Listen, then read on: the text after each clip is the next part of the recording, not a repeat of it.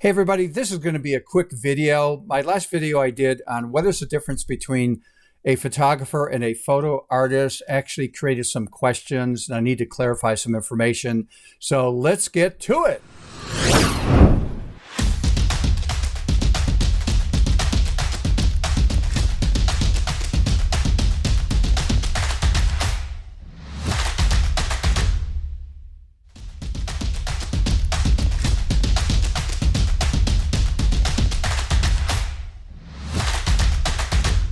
Okay, and here's a bit of the confusion, and I should have been a little bit more clear on this. I was talking a lot about how a photo artist tends to go off on a tangent and do what they love to do creatively, whether anybody likes it or not, because typically it's for them, and they're trying to create a body of work with a certain style.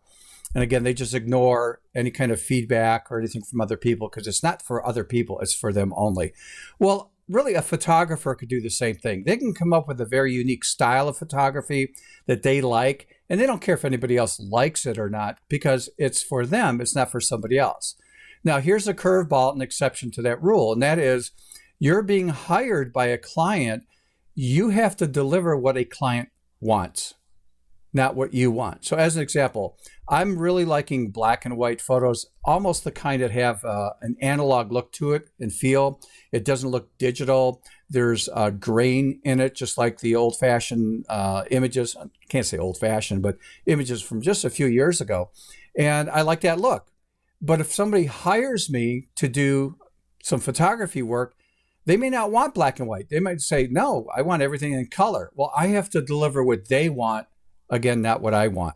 So hopefully that clears things up. I'll show you some examples of something I developed over the years, and I've done it so many times. I can't even count how many times I've done this. And it started out with me developing a style that I really liked.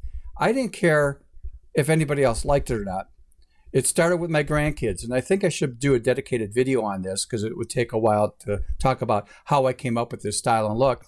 But what I found out was, as I was perfecting that look and style that met my needs, I all of a sudden was getting a following of people that got, wow, I really like that. Wow, I really like that. Before you know it, I'm actually shooting kids in that style.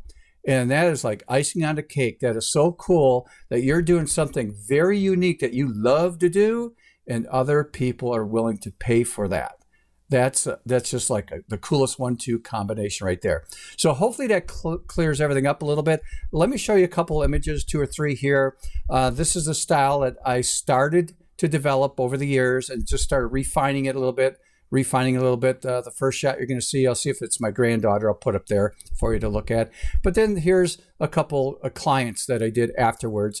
And all the work that I do now is basically it's all client work because my kids are getting up in age and they're not going to fit that style because that style is good for, I would say, ages 5 to 12.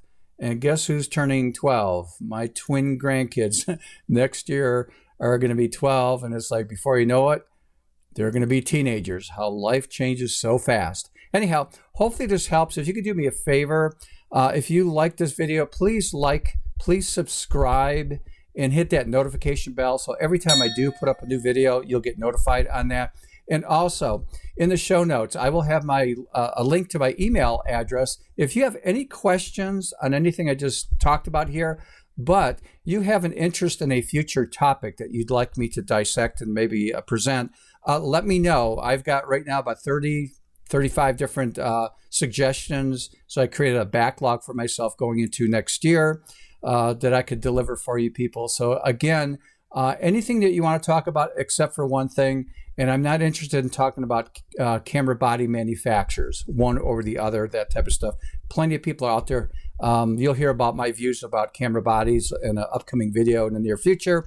But once again, thanks for your time, and I will see you next time. So as I always would say, see ya!